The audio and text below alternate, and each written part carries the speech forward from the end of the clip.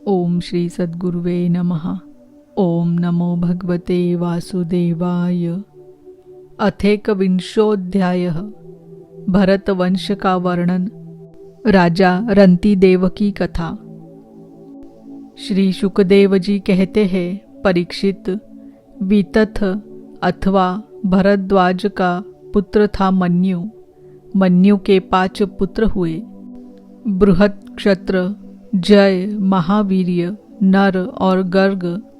नर का पुत्र था संकृति। संकृति के 2 पुत्र हुए, गुरु और रंतिदेव। परीक्षित, रंतिदेव का निर्मल यश इस लोक और परलोक में सब जगह गाया जाता है। रंतिदेव आकाश के समान बिना उद्योग के ही दैववश प्राप्त वस्तु का उपभोग करते और दिनों दिन उनकी पूंजी घटती जाती। जो कुछ मिल जाता उसे भी दे डालते और स्वयं भूखे रहते। वे संग्रह परिग्रह ममता से रहित तथा बड़े धैर्यशाली थे और अपने कुटुंब के साथ दुख भोग रहे थे। एक बार तो लगातार 48 दिन ऐसे बीत गए कि उन्हें पानी तक पीने को न मिला। 49वें दिन प्रातः काल ही उन्हें कुछ घी, खीर, हलवा और जल मिला। उनका परिवार बड़े संकट में था। भूख और प्यास के मारे वे लोग काँप रहे थे। परंतु जो ही उन लोगों ने भोजन करना चाहा, त्यों ही एक ब्राह्मण अतिथि के रूप में आ गया।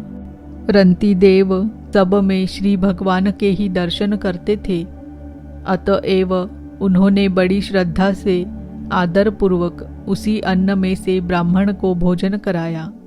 ब्राह्मण देवता भोजन करके चले गए। परीक्षित, अब बचे हुए अन्न को रंतिदेव ने आपस में बांट लिया और भोजन करना चाहा। उसी समय एक दूसरा शूद्र अतिथि आ गया। रंतिदेव ने भगवान का स्मरण करते हुए उस बचे हुए अन्न में से भी कुछ भाग शूद्र के रूप में आए अतिथि को खिला दिया। जब शूद्र खा पीकर चला गया, तब कुत्ते को लिए हुए एक और अतिथि आया। उसने कहा, राजन, मैं और मेरे ये कुत्ते बहुत भूखे हैं, हमें कुछ खाने को दीजिए।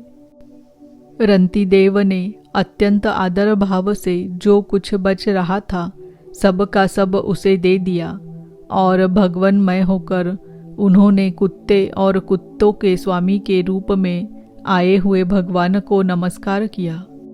अब केवल जल ही बच रहा था और वह भी केवल एक मनुष्य के पीने भर का था। वे उसे आपस में बांटकर पीना ही चाहते थे कि एक चांडाल और आ पहुंचा। उसने कहा, मैं अत्यंत नीच हूँ, मुझे जल पिला दीजिए।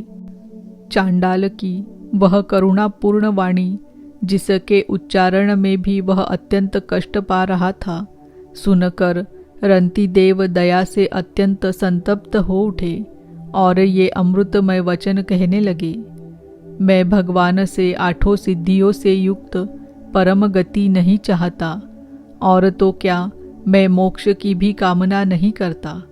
मैं चाहता हूँ तो केवल यही कि मैं संपूर्ण प्राणियों के हृदय में स्थित हो जाऊँ और उनका सारा दुख मैं ही सहन करूँ, जिससे और किसी भी प्राणी को दुख न हो।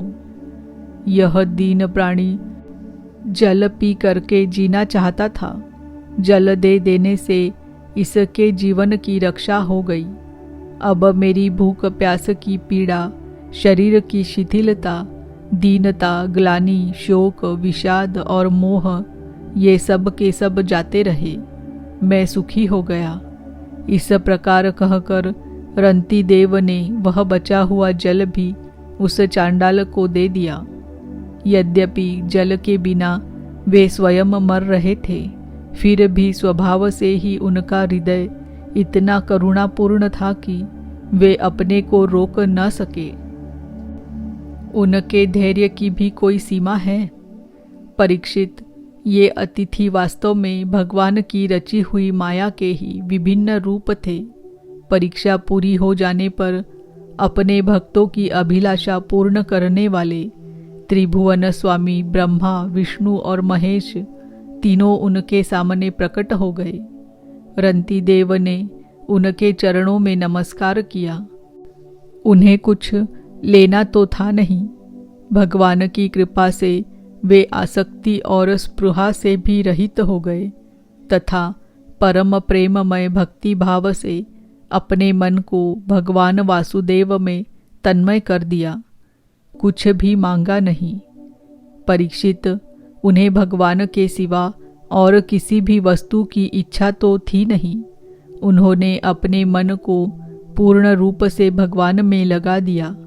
इसीलिए त्रिगुणमयी माया जागने पर स्वप्न दृश्य के समान नष्ट हो गई। रंती देव के अनुयायी भी उनके संग के प्रभाव से योगी हो गए और सब भगवान के ही आश्रित परम भक्त बन गए।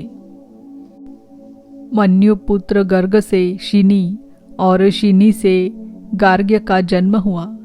यद्यपि गार्ग्य क्षत्रिय था, फिर भी उससे ब्राह्मण वंश चला। महावीर्य का पुत्र था दुरितक्षय। दुरितक्षय के 3 पुत्र हुए, त्रय्यारुणी, कवि और पुष्करारुणी। ये तीनों ब्राह्मण हो गए। बृहत क्षत्र का पुत्र हुआ हस्ती। उसी ने हस्तिनापुर बसाया था। हस्ती के 3 पुत्र थे, अजमीढ़, द्विमीढ़ और पुरुमीढ़। अजमीढ़ के पुत्रों में प्रियमेध आदि ब्राह्मण हुए। इन्हीं अजमीढ़ के एक पुत्र का नाम था बृहदिषु। बृहदिषु का पुत्र हुआ बृहद्धनु। बृहद्धनु का बृहत्काय और बृहत्काय का जयद्रथ हुआ। जयद्रथ का पुत्र हुआ विशद और विशद का सेनजित। सेनजित के 4 पुत्र हुए, रुचिराश्व, दृढ़हनु, काश्य और वत्स।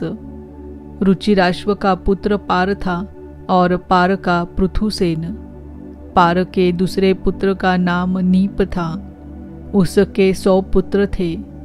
इसी नीप ने शुक की कन्या कृत्वी से विवाह किया था। उससे ब्रह्मदत्त नामक पुत्र उत्पन्न हुआ। ब्रह्मदत्त बड़ा योगी था। उसने अपनी पत्नी सरस्वती के गर्भ से विश्वक्सेन नामक पुत्र उत्पन्न किया। इसी विश्वक्सेन ने जैगीषव्य के उपदेश से योग शास्त्र की रचना की। विश्वक्सेन का पुत्र था उदकस्वन और उदकस्वन का भल्लाद। ये सब बृहदिषु के वंशज हुए। द्विमीढ़ का पुत्र था यविनर। यविनर का कृतिमान। कृतिमान का सत्यध्रुति। सत्यध्रुति का दृढ़नेमी और दृढ़नेमी का पुत्र सुपार्श्व हुआ। सुपार्श्व से सुमति। सुमति से सन्नतिमान और सन्नतिमान से कृति का जन्म हुआ। उसने हिरण्यनाभ से योग विद्या प्राप्त की थी और प्राच्यसाम नामक ऋचाओं की 6 संहिताएं कही थी। कृति का पुत्र नीप था। नीप का उग्रायुध। उग्रायुध का क्षेम्य। क्षेम्य का सुवीर और सुवीर का पुत्र था रिपुंजय। रिपुंजय का पुत्र था बहुरथ। द्विमीढ़ के भाई पुरुमीढ़ को कोई संतान न हुई। अजमीढ़ की दूसरी पत्नी का नाम था नलिनी। उसके गर्भ से नील का जन्म हुआ। नील का शांति। शांति का सुशांति। सुशांति का पुरुज। पुरुज का अर्क और अर्क का पुत्र हुआ भर्म्याश्व। भर्म्याश्व के 5 पुत्र थे, मुद्गल, यविनर, बृहदिषु, काम्पिल्य और संजय। भर्म्याश्व ने कहा, ये मेरे पुत्र 5 देशों का शासन करने में समर्थ पंच अलम है, इसीलिए ये पंचाल नाम से प्रसिद्ध हुए। इनमें मुद्गल से मौद्गल्य नामक ब्राह्मण गोत्र की प्रवृत्ति हुई। भरम्याश्व के पुत्र मुद्गल से यमज यानी जुड़वा संतान हुई। उनमें पुत्र का नाम था दिवोदास और कन्या का अहल्या। अहल्या का विवाह महर्षि गौतम से हुआ। गौतम के पुत्र हुए शतानंद। शतानंद का पुत्र सत्यध्रुति था। वह धनुर्विद्या में अत्यंत निपुण था। सत्यध्रुति के पुत्र का नाम था शरद्वान। एक दिन उर्वशी को देखने से शरद्वान का वीर्य मूंज के झाड़ पर गिर पड़ा। उससे एक शुभ लक्षण वाले पुत्र और पुत्री का जन्म हुआ। महाराज शंतनु की उस पर दृष्टि पड़ गई, क्योंकि वे उधर शिकार खेलने के लिए गए हुए थे। उन्होंने दयावश दोनों को उठा लिया। उनमें जो पुत्र था उसका नाम कृपाचार्य हुआ और जो कन्या थी उसका नाम कृपी। यही कृपी द्रोणाचार्य की पत्नी हुई। इति श्रीमद्भागवते महापुराणे पारमहंस्याम संहितायां नवम स्कंधे एकविंशो अध्याय। ओम नमो भगवते वासुदेवाय। ओम नमो भगवते वासुदेवाय। ओम नमो भगवते वासुदेवाय।